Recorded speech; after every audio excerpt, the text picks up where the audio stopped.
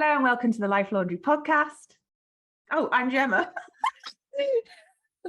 Oh, no, it's my editing week and I've got to edit out that fucking laugh. No, leave it in. I'm Chippy. You know why? It's because I was getting excited. I was getting ready to say, for the first time with... What's this? Video. Yeah. In your video faces, in your eyeballs. In your eyeballs. I went and put a very bright lipstick on, so now you get to watch me try and drink coffee and not get lipstick all over my face. I am fresh from the... Don't say it. Ugh. You haven't already been to Spin, have you? Oh, God, no. I'm fresh from this summer camp school run. See, I at the end of term, I was like, yes, no more school runs. Yeah. I'm still doing this ones. Kind of. As a mum who can't do summer camp, I'm envious. I'll do it if I can. Oh, it's not a chore. It's not a chore. It's bye, great. darlings. Bye. Have a lovely time. Bye. Bye. Is it just Ben? It's just Ben, and the other two are self-sufficient. I've got some big news. I've got a lot to talk about today. I am not pregnant. Just carry on. Go do the washing up. So, my empty chair. Number one, do you like my hair? I really like your hair. And I was going to say, when I rushed off to put lipstick on, Gemma just sat there smug in the knowledge that she's already looking great. Well, thank you. That's very sweet. Also, can I just... Is that a Gary I see on your body? It is. Long sleeve. Can you stand up so that we can show the laundrettes? Because finally they can see. There's the Gary. There it is. Modelled by Gemma Bray. This is... Sometimes you'll see we're both in a Gary. But today I'm in a Scamp and Dude. Childlike romper. We're repping for the jumpsuit crew. Yeah. So someone very kindly sent me off on a treat to a rather swanky hairdresser's with a bar. I went in and it was the most... I've never had a hair experience like it. And I'm sure like people listening to this who like have money and live in like London are used to this, right? Not me. I walked in and there was like, I said, would you like some water? So I said, look, have you got any sparkling water? Fully expecting to say just tap. I was like, but I'm fine with tap. And she brought out this sparkling water on a slate tray with figs and pistachios. And I was like, oh, we've raised the game. And then when they were putting like the toner on my hair and I had to sit for it to develop, this bar opens, G&T, rosé wine, champagne. I got so intimidated. I went, no, thanks, I'll just have a water, thanks, fine. You'll learn. I don't think I'll ever afford to go back there again. But so that's that. So that was nice. That was a nice treat last night. And then the other bit of news that I've got is that Tom, yeah, is potentially going to start working for Team Tom. Oh no! Can I interview him? Yeah, it was all about doing the interview process, and I think that would actually be a really good idea. Thomas, you need to sign a, what are they called? NDA. Yeah. Even if your mum is really annoying and makes you do a lot of work over the summer, you're not to put up embarrassing content. No. You wear a jumpsuit at all times whilst working for Team Tom. He's been looking for jobs, bless him, and he's getting more and more despondent. And I needed some help with video editing and stuff. It was starting to take ages.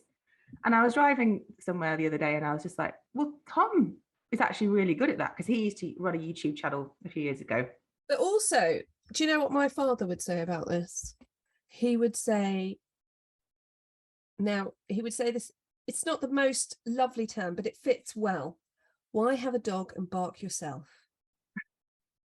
But what I mean is, the youth of today, do you remember having to show your parents how to write an email and being like, why am I having to show you this? It's really easy. Like, having to show your parents how to use Google. The equivalent now is kids being like, can't understand why, like loads of my friends are just like, I don't do reels, I don't understand them. I had Snapchat for about 7 minutes, and I don't understand it at all. What's the point of it? Why are you snapping? What's going on? And I feel like if you've got a teen in your house that wants to make money, get them to do as much of your technical as possible. Because there's a very lovely lady over on TikTok who has been sharing a lot about the Organised Mum method and stuff. And I don't like TikTok. It scares me. It genuinely scares me. Tom's amazing on TikTok. So I'm like, you just go and do that. So, yeah, because I don't understand that, because you're fine with reels. Yeah, but I'm Instagram's comfy. I like Instagram. I know the vibe on Instagram. I know what people are like. TikTok, it seems like TikTok is a bit like Twitter. It's a lot harsher. Maybe it's the 3-year age gap, but I feel very safe on TikTok. Not safe. I mean, I'm sure the kids will hate me at some point, but like I feel like I know what I'm doing. And for me, because it's either beauty content or true crime. I have 2 different channels. It's not on the same place. I feel like I know, I understand the assignment. I'm like, oh, people want to know about retinol. I can tell you about retinol. So I get it. Whereas with Instagram, because of all that thing, which you've always been very good at, where I'm like, why has this video got 3,000 views and this video's got 3? And that still, after all these years of Instagram, throws me off. Whereas it doesn't seem to throw me off on TikTok. I'm just like, well, TikTok. What are the kids up to today? They're not looking at me, or all the kids are looking at me today. It's like me trying to tell a rowdy classroom of like preschoolers some stuff. Sometimes they listen, sometimes. Yeah. Whereas with Instagram, I'm like, oh, it's judgy mums. That's how I feel. Whereas you feel more comfortable with the judgy mums. What does that Do you know what I mean? Well, no, I think it's because you're like, oh, okay, judgy mums. Sorry, not everyone on Instagram is a judgy mum, but do you know what I mean? It's that different kind of audience. Yeah, it's a completely different audience.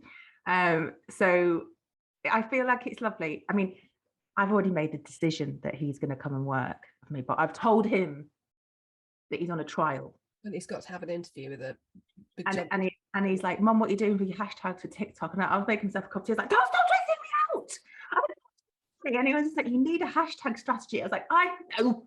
Can't I just post organically? He was like, no, you need a strategy. Tom, come and work for me.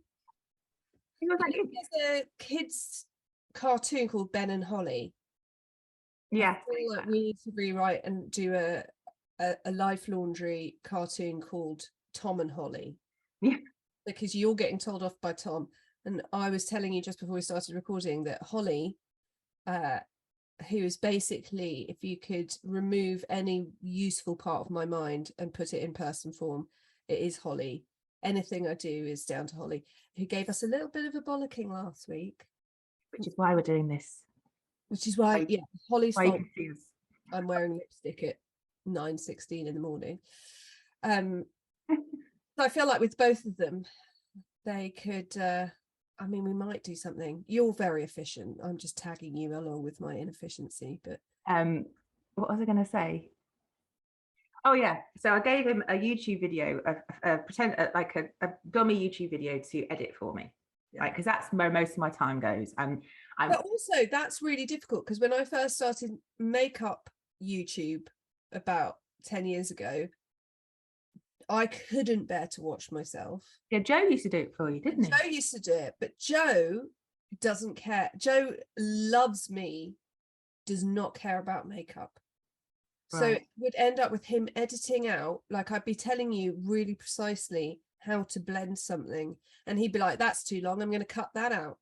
But stuff with me being like, and then I went to the shop, and he'd be like, oh my God, you're so amazing. So this beauty video with, he got bored and cut out most of the beauty stuff that was actually useful and left in a load of me waffling. So it is really difficult if you're trusting someone to edit your videos. Yeah. So I left into it, and you see, I only know this. We only know our. This is something in life genuinely like that has always perplexed me. That's the wrong word, but it's always made me think deeply on it. So when I got divorced, and Tom and Johnny used to go, or they still do now, like see their dad. It took me a long time to come to terms with the fact that they had a whole different life that I didn't know about outside of the life that we lived in our little bubble. This, I have similar, but very Chippy versus Gemma, in that I have this real like obsessive fascination about the fact that after you die, your body, until it's cremated or buried, has this existence that you don't know about, that you have no say in. Oh. And I think about it quite often, where it's like people can make decisions for you. You're like this extra being that's nothing to do with you. Anyway, carry on. It really sort of got in my head. It messed with my head a little bit, and obviously as your kids get older and they have lives outside of the house, also that's the thing, they started going to your ex when they were little. Yeah Right. But I've only ever seen Tom in full on family teenage relaxed mode, right? I've never seen what he could potentially be like in a more professional whatever situation, especially considering the job he wants to do, which we won't discuss, but like he wants to do a grown-up job. And then so he texts me and he was like, I'd love to know your opinions on lo-fi music in the background. I think it would add a deeper level of texture to the. I'm like, what the heck? Sorry, who's taken Tom? What's happened? What have you done with Tom? Is this code word? Do you need help? Yeah. Oh, we do have that. We do have that. We've got this little system. If ever he's in a situation with his mates and he feels uncomfortable or there's peer pressure or something, he just will text me an X, like a letter X, and then I will immediately phone him and come up with a fake. Thomas needs to come and pick you up. Okay, that wouldn't work with my kids. Well, they're too little. Well, yeah, but also they'll be like, I love mummy. They like have moments where they love me and they want to send me a kiss. Oh no, you see, Tom would never do that, so that's why it works. If you send Tom a text, like asking a question, where are you? You need to be back for tea. He will literally just text back the letter K for okay, K. Okay. Yeah, I mean, they probably will morph into that, but at the moment, Ned would probably cry if I told him that, because he'd be like, but what if I wanted to send you a kiss? My kids have come up with a ploy for how to we can tell each other that we love each other without saying it in public. Okay. So they cry at the thought of not wanting to say it to me in public. Oh, quite sweet. But I'm like, you will get to a stage where you won't want to be telling me in the middle of Sainsbury's that you love me. No. And so we squeeze we hold hands and we squeeze 3 times. I love you. And it backfired slightly in that Ned just, it's like a heart pumping him. I'm like, this is too There's a lot of love. There's a lot of love, and I do appreciate it, but also it's kind of annoying. It's like that thing. Did you ever used to do that at school, where if you say the word elephant, it looks like you're mouthing. If you mouth the word elephant, it looks like you're mouthing I love you. So like that. And like why don't you just mouth? Oh, because no, that's the trick. That's the joke, right? So you're across a classroom and you mouth it, and they think to a boy that you don't fancy, but you want to wind him up, right? So you mouth the word elephant. He gets all coy and cocky, comes in it. I didn't say that. I said elephant. Loser. We have very different childhoods. We've discussed this before. But I love that idea. I do think it's really important. I mean, I had this thing where whenever I got into trouble when I was a teenager, I would always phone my mum. I was very naughty, but I always knew I could phone my mum. But I think it is really important to have like some sort of system in place where you can. Yeah, that's the system. I mean, obviously it wouldn't work if, God forbid, it was a dangerous situation, because he might not be able to pick the phone up. It's more of a situation where, like, thing, like, I always think it's really useful, obviously, again, too much true crime, if there's like something, a word you could say on the phone, yeah, that means come get me, yeah, or there's a problem, like, yeah. and it's got to be something that if someone's listening, it doesn't sound like, yeah, it's not like banana. yeah, it's got to be yeah, so I'm having a great time, Mum. Banana. I want Tom to come and sort out my existence at some point, if he's going to be. He did he went on like this team building away day thing on Monday in our local reservoir / water park, and he wasn't happy because I sort of kind of forced him to go. I was like, you can't sit in your room rotting on your Xbox for the whole of the 6 weeks holidays. You've got to go and do an activity. Anyway, so as I drove off, he's just like staring at me across the car park. I said to Mike, this isn't good. He hates me. I could literally feel the anger seething out of his face. That's an important part of teenagedom. Huh? It's an important part of teenagedom. Being left somewhere, hating your parents. And I'm like, bye! Have a lovely time. Anyway, I picked him up, and he did have a really good time. They built rafts. They went paddle boarding, and he was just like, he said something again that made me go, he was like, why can't people tie knots anymore? I'm like, no, I can't tie a knot. I said, who's taught you how to tie a knot? He's like, Granddad, because my dad sails quite a lot. He's like, no one could tie a knot. He said, I was basically just the knot tire all day. But Tom has always been different, hasn't he? Yeah. He's like, why could no one tie a knot? Oh. It's like, I went to school the other day to pick Ben up, and this woman goes, Ben's been teaching my son to play chess. I'm like, what? Do you play chess? I'm like, no. And it turned out my dad had taught Ben how to play chess, and now Ben's teaching everyone how to play chess. So I mean, kids have this whole other life that you don't know about. And that's good. Hidden talent. It is good, but it is that weird thing of like, especially as I think as a mum, you get the worst. You probably get the best bits, but you also get the bits where they're like, rotting in their room with their Xbox, or in my case, I mean, my eldest child is basically like some sort of emo goth hybrid at the moment. He's nearly 10, but honestly, like, only wears black. I have to force him into either a short sleeve t-shirt or shorts. He won't expose both parts of his body. He'll just, if it's really hot, he might put a pair of like long board shorts on. He won't have his hair cut, so he's just got this straight black long bowl. It's just and like, I'm having to make him a meditation garden. And we've spoken about this before, isn't it? Like how as they grow up and they start to develop a personality that isn't yours, and you like struggle, like, because Tom's so relaxed, but I'm not relaxed. I struggle to. Was Tom identify with it? Yeah, I mean, I identify with, I don't know, I think I just wasn't expecting it as early from Ned, and because 9's little, but he's very much moody preteen, I'd say, and it's very, there's some bits that I really identify with, but like none of his friends are the same.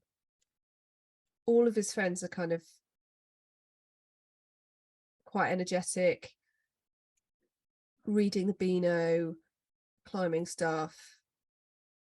And he currently, I can hear my pestle and mortar in the kitchen because he's making his own incense today.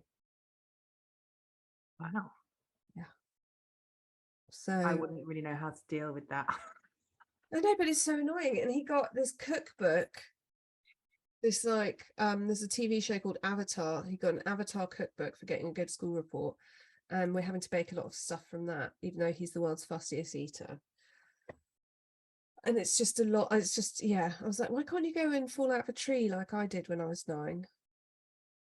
Obviously not break any bones, but like, go and scrub about outside instead of talking to any grown-up you can find about what's his astral planing. Don't know what that is. It's where you kind of have an out-of-body experience deliberately. Crikey. That's what I'm dealing with. So how are the summer holidays going? Going well? The summer holidays, yeah. I want to talk about this today because I think I've got a situation that quite a lot of mums have. I'm definitely in it. Oh, boobs.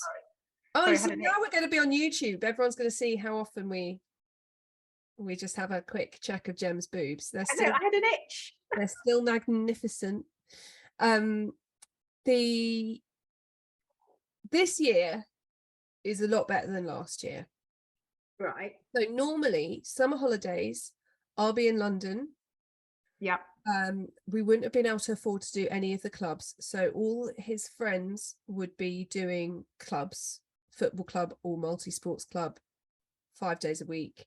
We wouldn't be able to afford that. So it would be me trying to work full time. And by full time, I mean flexibly for myself, but full-time hours with 3 children on summer holidays, trying to do stuff that we could afford to do with a husband that's working full-time and does a lot, but also does nothing in that he gets them up every day. He makes them breakfast every day. He does a lot of bedtimes and bath times, but nothing really in between, unless I've booked it, unless I've said to him, you're in charge of the kids. Like yesterday, he was in charge of the kids from 2 till 4. So this year they've got a camp on Monday, 50 dangerous things. And today we're going to go and see the dinosaurs. That's why we're recording early. So part of the reason we moved was to make it easier on us financially. But also this year, as you'll know, because yesterday I got confused about an email. So I'm just trying to be like, I'm going to work when I can work. So I'm going to edit this podcast when I get back this afternoon. I'm going to record my mini episode for my Patreon later and edit that, and that's fine. And rather than in my head, I'd normally be really stressed. I'd be like, I've got to record an episode and edit an episode. I'm just going to be like, I'm going to do that later, and it will happen at some point, even if it happens in a block focused when the kids go to bed. Fine. And I'm going to have a nice time. And tomorrow is going to be sunny and hot. It's going to be 26 and sunny, allegedly. So tomorrow I've got a phone call with Holly, and then I was said to Joe, I'm going to try and work from my sun lounger, because it's so difficult. If you're the main parent, main caregiver during summer, you feel like you missed out on your summer. So I'm like, if it's sunny and if it's hot, I'm going to give myself some time with my book in my sun lounger, because that's my holiday. And no one else is going to come in and go, oh, Chippy, have an afternoon in the sun lounger with your book. I have to make it happen. So I'm sort of taking, for the last 2 days, I have been knackered by the end of the day. Just because we've been doing, like, Jim had blood tests yesterday, and I took his cousin with him, and we had a really nice time. But I was just like, I always tell my coaching clients, one thing that I'm really guilty of doing, I don't think you do this, I think you're quite good at living it now, but like I will obsessively stress about something that's going to happen later that may not even happen. Right. And that usually, if you're doing stuff like summer holidays, then I would ruin my day with my children by obsessively worrying about the work that I'm not getting done, even though worrying about it and obsessing about it isn't getting the work done. It's not going to make it happen any sooner. And instead I'm not fully focusing. Whereas now I'm like, I've got my podcast, they're watching telly. It's not ideal. Will it kill them? No, it won't. And then we're going to go and have a fun day looking at dinosaurs. I don't know what we're actually doing. My friend booked tickets. And I'm going to be fully absorbed in that. And I will check my emails, and I will no doubt email Gemma going, and you'll go, oh, I'm confused because my brain's not working. But then, you know, when I get back, I'm just trying to be like, right, this is what's happening today. It's summer holidays. It's actually nicer for me to have a nice time than to spend it stressing. So although I have been knackered, I am trying to focus on what's happening at the time, but also make some time for me to do what I want to do. And what I ultimately want to do is lie in a sun lounger and read my book. And so I've decided anytime it's sunny enough, that's what I'm going to be doing. And I can work in my sun lounger, I can read my book in my sun lounger, fine. But it's my summer too, you know? Yeah. But when it's interesting you said that about worrying about something that might happen, that might not even happen. Yeah. You know what I mean? Yeah. And that was something that I call that the what if gremlins. Yeah. That's exactly, in coaching we call them gremlins. And my friend who is a coach always used to say to me before I trained, she'd be like, are you a mind reader? And I'd be like, no. She'd be like, or she'd say, are you a fortune teller? And I'd be like, no. And she'd say, well, so how do you know? How do you know what's going to happen? Yeah. And I think the way I look at it, or the way I come at it, is when people in pregnancy are like, what if I've got a massive baby? What if I end up having an emergency section? What if this? What if this? What if this? And like, they really get into your head, because subconsciously your brain's like, oh, okay, well, that could happen.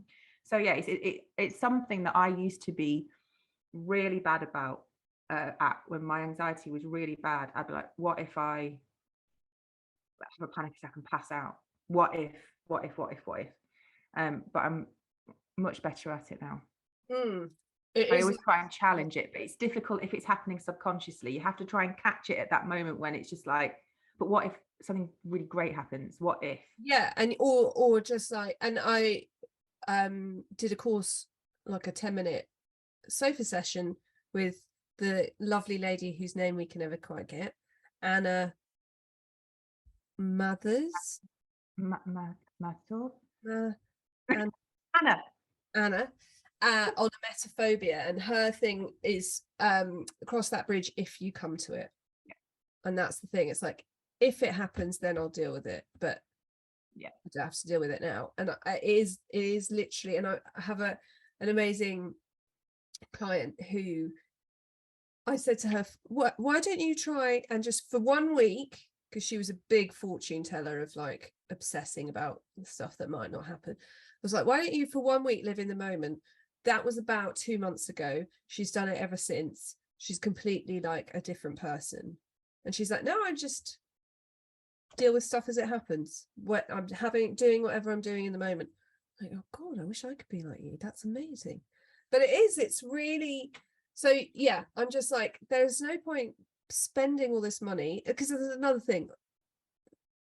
Like, a lot of stuff is geared towards two adults, 2 kids, or like sending, and before, because Jack was smaller, so quite a lot of stuff you had to be 4 and over or 5 and over. Now he's 5, he can do everything with his brothers. So also it's stuff like, I've got to pay for 3 of them. So, you know, dino tickets for 4, including me, is expensive.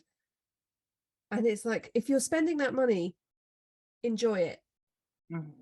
Take photos with the kids, with the dinosaurs, be there, but, you know, take them out for lunch afterwards, rather than doing what I would be doing before, which is like, got to send this email and in the dark while they're looking at something and being really almost resentful of that time. Yeah.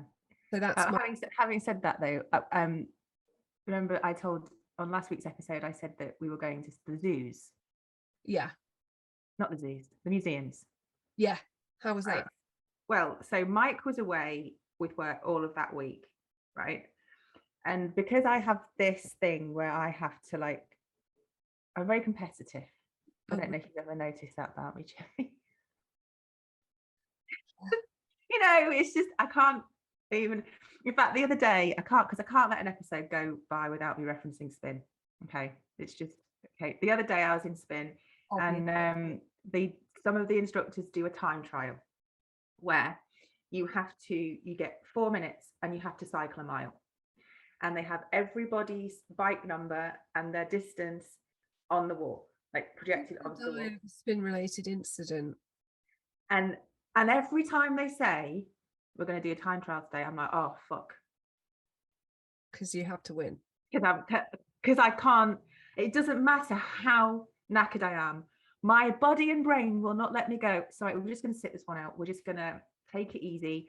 My body's like, we are giving it 100% and we are going to try to win, even if it kills us. So this guy just must have seen me go, oh, fuck, like that. And he went, actually, you know what? We're going to do 2. I was like, no. And he did 1 right at the end. I actually thought I was going to be sick. Came second. Yeah. Which also known as first loser. Yeah. But for me, you know, anyway, so I can't remember why. No, that's amazing. Huh? That's amazing though, second at the end. No, I almost took a picture of the leaderboard, but I thought that's a little bit too much, Gem. Don't do that. A little bit embarrassing. Anyway, so Mike had been away for a week. And I'm like, I want to prove that I can win at parenting. I want to prove that I've got this together, right? So I'm going to take all the kids to the zoo, to the museum. That's a lot. Yeah, right. So Mike was due to fly in on the Friday. So Tom didn't want to go to the museums, which was fair enough. So he went to my parents for the day and me, Ben and Johnny went. So I was like, right, we're going to hit the dinosaur, the Natural History Museum. It was so hot. You were right. Oh my God. I thought I was going to die. And then you were like, it'll be fine. And Ben's like, I'm like, Ben, look, it's a Stegosaurus dinosaur. Ben, look, and he just stood there and went, I mean, at what point does it get fun? And I'm like, and Johnny was like, Ben, she's literally about to explode. What do you know? He said, is this it? Is it, because we're in the Natural History Museum, is this it? And I was like, yeah, it's like stuffed things, bones. Like actual dinosaur. Yeah, I was like, this is an actual dinosaur bone. See, my kids literally, as long as there's a shop, and my stand-in mother-in-law would take them to the shop sometimes, to the museum sometimes, and she would just always be disappointed because she'd be like, well, Ned wouldn't do anything until we'd been to the shop. And I was like, yeah, you have to take him to the shop first. Yeah, so we did go to the shop and got some magnetic stones. Anyway, I realised a lot like the stones that you could have seen, but he didn't want to see because, yeah. Kids. But I realised my audience. I was like, right, we're shipping out. We're going next door to the Science Museum. Did you go upstairs? The Wonder Lab. Yeah. Well, that's extra, isn't it? That's not free, but that was fine. It was like 20 quid for 3 of us to go in. And he was in his element. So I'm like, right, you got to play to your audience. Like, I thought he would have been obsessed with the dinosaurs because he loves Jurassic Park, but they weren't moving and they weren't roaring or trying to kill him. And I think there was no excitement there. Yeah, I think, I mean, a lot of the time with London, I'm like, there's stuff you can do for free. There's loads of stuff in London you can do for free. And I totally get it. And as I've said previously in this episode, I used to have to just find loads of stuff to do for free. But the Science Museum Wonder Lab is well worth it, because I bet if you'd had Tom with you, even Tom would have found stuff. And what I think is so good about it is that, as we've seen, I've got emo kid, silent kid, bonkers kid, and all 3 of them are catered for in Wonder Lab. So if you're going to London, Wonder Lab at the top of the Science Museum, I genuinely think is worth the cash. And it's not timed, is it? You can spend as much time in there as you No, like. it's not timed. And it's like, it was just, oh, okay, this is what he wants. He wants to do experiments. So just off you go. And they can kind of just, I always imagine myself, I don't know if other mums think this, you know how scorpion mums carry their scorpion babies on their back? And then, oh, okay, scorpion mummies carry their scorpion babies on their back, and they must make a noise or give off a smell or something, and the little scorpion babies come and climb on, and then off Mrs. Scorpion goes, and then they climb off. And I always feel like Wonderlab is one of those places where me as Scorpion mother, who in London, anxiety always, bearing in mind I lived there for 20 years, still sure I'm going to lose one of my children. I de-Scorpion at the Wonderlab because they can all kind of go off, but it's got one entrance and exit, and I'm pretty sure the lady on the door will be like, you look a little to be leaving by yourself, where's your grown up, or whatever. So they can go off and do different things. And that was also really nice, is that I could just kind of dot between each kid and be like, oh, look, you're firing water at a target, moving target, and you're looking at lightning being made. Oh yeah, that was cool. Did I ever tell you about that time I thought I'd lost Tom? No. The O2. No. I couldn't take my kids to the O2. No. So he was about 11. He was about 11. Johnny was about 9. I've got tickets to watch X Factor live, which amazing, right? I took my mum. Were you hoping they'd say, is Gemma Bray here? Is Gemma Bray in the audience? Oh, no, not me. I am. Yeah. Shall I come up? I just remember when we were filming my podcast and we were singing something and your computer said, are you searching for music or something? Do you remember? I can't understand what you're singing or something, it said, didn't it? No, it said, are you trying to play music or are you wanting to record music? And you were like, no, thanks. Not today. We went to Wagamama's, which was just outside the O2, but it's in like the big square. And we just finished our meal, me, Mum, Johnny and Tom. And Ben was a baby. He stayed at home with Mike. And Tom said, I need a wee. Right? So I was like, okay, too old to come into the ladies' loos. Yeah. Loos is literally just there. Right? I could see them. I said, go for a wee quickly. We need to go to the O2. He was gone ages. So I said to Johnny, quickly go and stick your head around there and tell him to hurry up with you. Yeah. So then Johnny comes back and goes, he's not in there. Honestly, Chippy, I think every single parent who's listening to this, there is a moment, isn't there, when you tip from mildly concerned to full on panic. There is a switch. And even now, I can feel it going down my arms. Yeah. My mum, I've got goosebumps. Yeah. When the colour just drained, and I think the same must have happened to me. And I went, what do you mean he's not in there?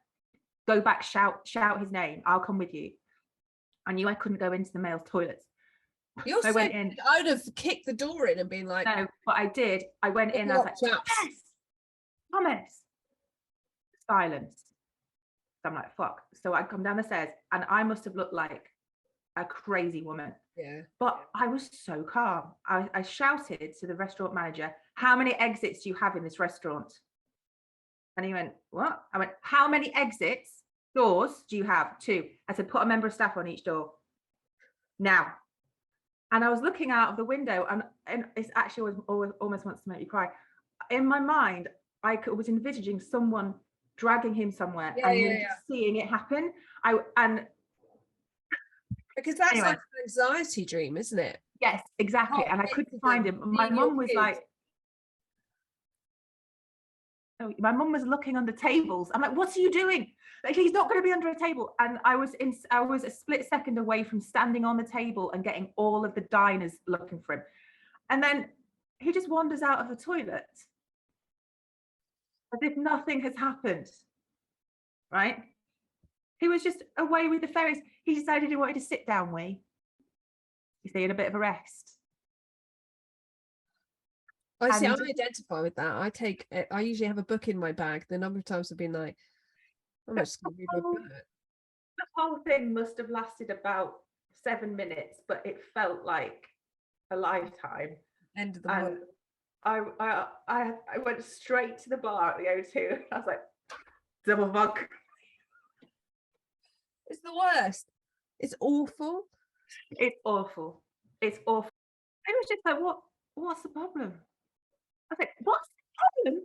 Did you do that thing that I do to my kids where I'm like, wait until you have children and then you'll lose one and I'll be sitting there going, see, are you having a nice time? Are you enjoying yourself now? What's the problem? Thank you to all of the staff who were like, what's just happened? I think that's the thing though, you've got to be quick. You've got to be quick, you've got to think. And I don't know where all this information came from in my head. Block exits, do this, and the other. It just came from nowhere. Your mum's sense. My mum's sense just like literally kicked in, yeah.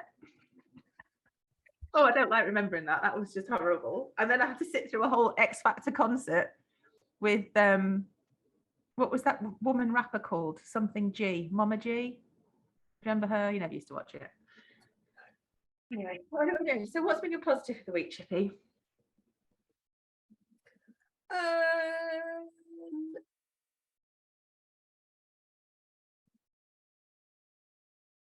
Every week it's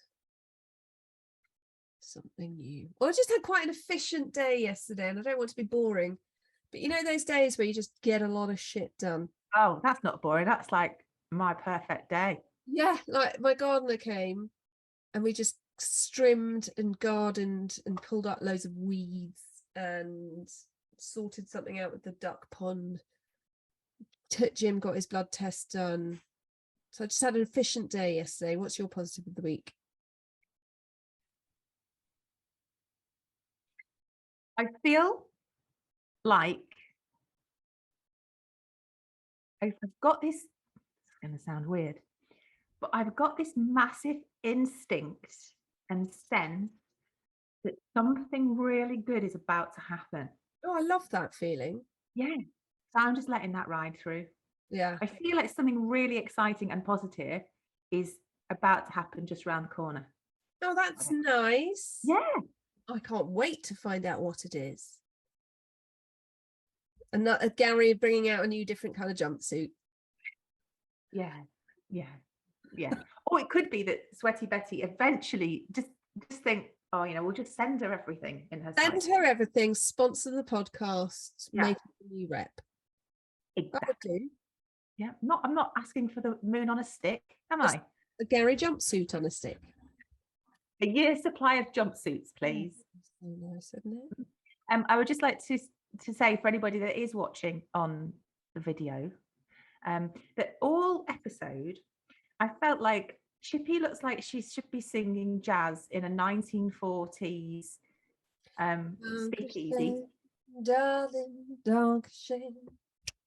Yeah, I know. It feels like I'm talking to someone back in time. I think it's why is that? The lipstick.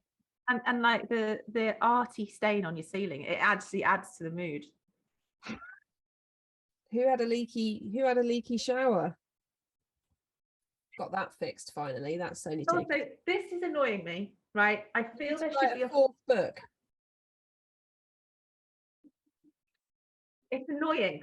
Gemma Bray, My Life in Songs. My life. She's saying to me, I sent her a picture of my hair. She went, Gemma, you look more and more like Jane McDonald every day. Living the dream. Yeah. And on that note, ladies and gentlemen, we shall speak to you / see you next week. Say goodbye, Chippy. Bye.